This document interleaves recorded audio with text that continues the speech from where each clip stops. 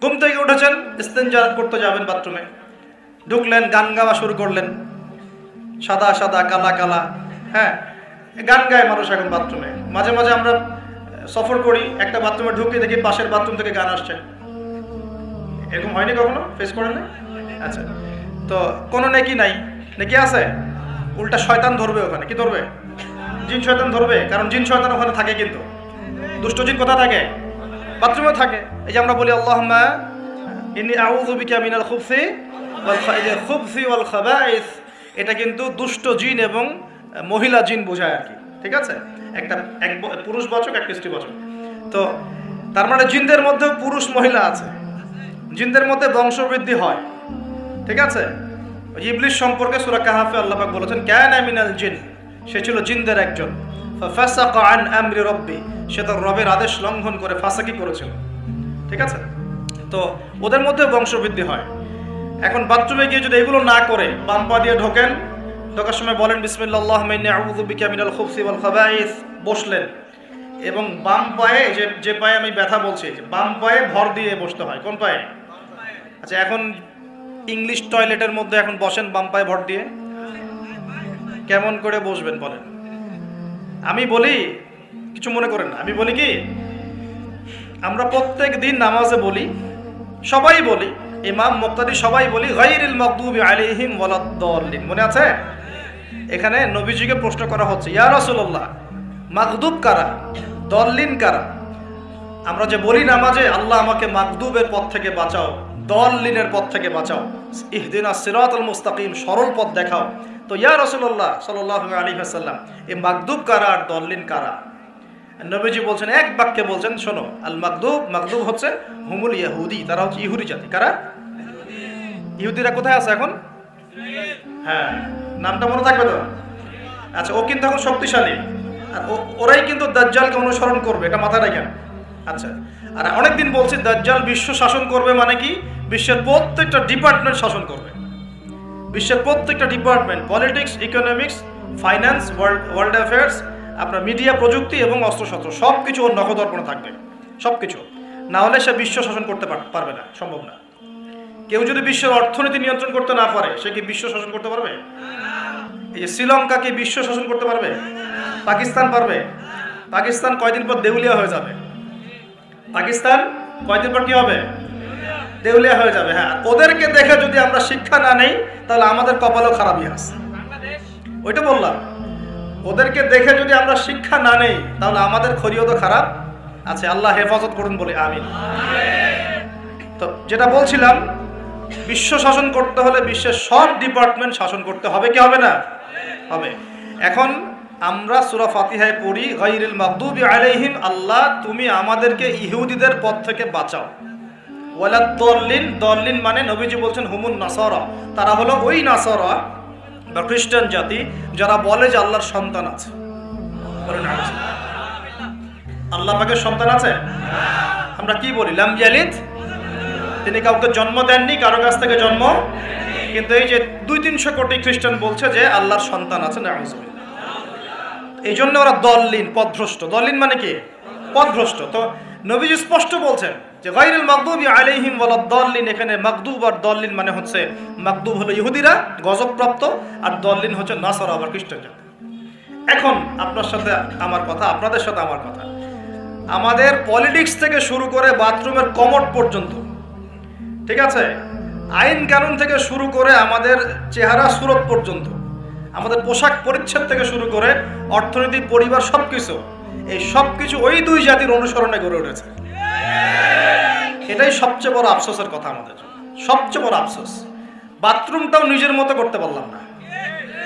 ঠিক আছে, এই যে দেখবেন কমোডে কি বাম পায়ে ভর দিয়ে বসা যাবে? আচ্ছা, ওইখানে কাপড় কি পবিত্র রাখা যাবে?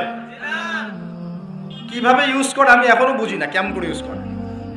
ঠিক আছে, আরো নতুন পদ্ধতি আসছে, এটা শুনলে আরো হাসবেন। বিভিন্ন জায়গায় যাওয়া হয়, আলহামদুলিল্লাহ। আল্লাহ বলেছেন সিরু ফিল আরদ, জমিনে বিচরণ করো। আল্লাহ বলেছেন কোরআনে সিরু ফিল আরদ, তোমরা জমিনে ঘুরে দেখো। ফানজুর কাইফা কানা আকিবাতুল মুকাদ্দিবিন, দেখো যে আল্লাহকে যারা মিথ্যা প্রতিপন্ন করেছে, আল্লাহর সাথে সীমা লঙ্ঘন করছে, ওদের কি পরিণতি হয়েছে। দেখলাম যে এখন ইংলিশ টয়লেটও গায়ে এখন দিয়ে রাখছে কিছু কিছু বাটি, কি দিয়ে রাখছে, ছোট ছোট টুকরা দেওয়া আছে প্লাস্টিকের এবং হ্যাঁ সিরামিক্সের মনে হয়। তো ওইখানে দাঁড়ায় দাঁড়াই করতে হবে, 1 নাম্বার করলে দাঁড়ায় দাঁড়াই করতে হবে এবং সবগুলো একই মাপের দেওয়া আছে। এখন যদি ব্যক্তির কারো হাইট হয় 6 ফিট, কারো 5 ফিট, কারো 4 ফিট, কারো 2 ফিট, 3 ফিট, এই পার্থক্যে কিভাবে সে মেকআপ করবে আল্লাহ ভালো জানে, এটা কেমন করে ম্যাচ করবে আল্লাহ ভালো জানে।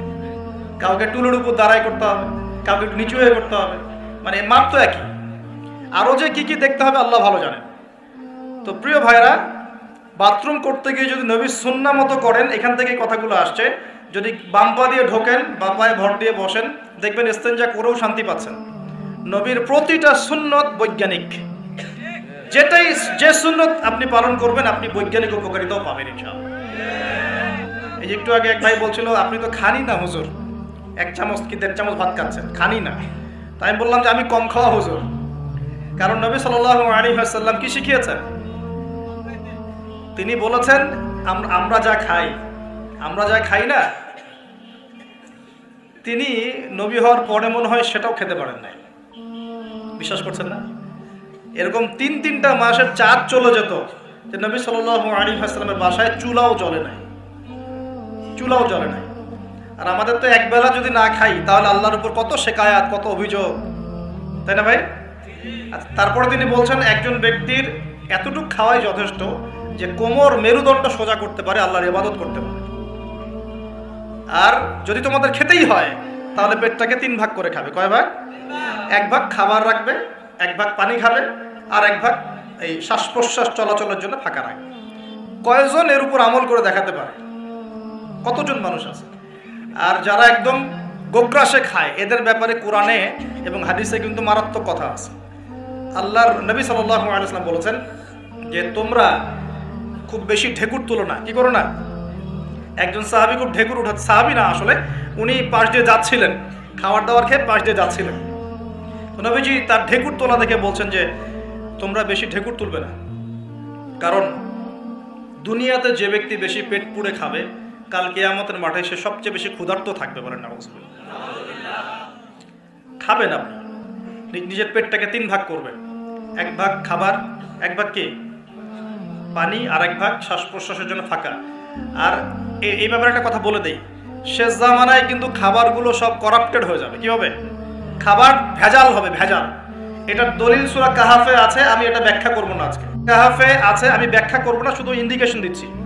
309 বছর ঘুমিয়েছিলেন আসহাবুল কাহফ। কত বছর? 309 বছর ঘুম থেকে উঠেই তারা প্রথম যে অনুভবটা করেছেন সেটা হলো তারা ক্ষুধার্ত। তারা কি ক্ষুধার্ত? দেখেন 309 বছর পর যদি আপনি ঘুম থেকে ওঠেন, আপনার কাছে এই দুনিয়াটা আজীব মনে হবে, হবে না? কিন্তু ওনারা ক্ষুধার্ত, পকেটে কিছু মুদ্রা ছিল, যেই মুদ্রাগুলোর মান 309 বছরও কমে যায় নাই। কমে গিয়েছে না। এখন আপনি আপনার মুদ্রা নিয়ে ঘুমান 300 বছর, দেখেন তারপর কি হয়, কি হবে? টাকা থাকবো না যাইবো গা?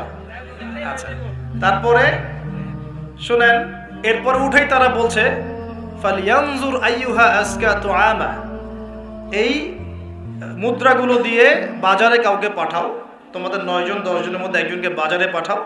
ফালিয়ানজুর, সে যেন বাজারে গিয়ে দেখে আইয়ুহা আজকা তুআমা, কোন খাবারটা পবিত্র খাবার, ফ্রেশ খাবার। ঘুম থেকে উঠেও ফ্রেশ খাবারের দিকে তাদের নজর কেন? আর এই সূরা আপনাকে দাজ্জালের ফিতনা থেকে বাঁচাবে কেন? আর দাজ্জালের যুগেই বা সব, দাজ্জালের শাসনের যুগে সব খাবারগুলো আস্তে আস্তে ম্যানুফ্যাকচার্ড এবং ভেজাল হচ্ছে কেন? এগুলোর মধ্যে মিল আছে না? তার মানে যত জামানা শেষের দিকে যেটা থাকবে, খাবারের ভেজাল তত বাড়তে থাকবে।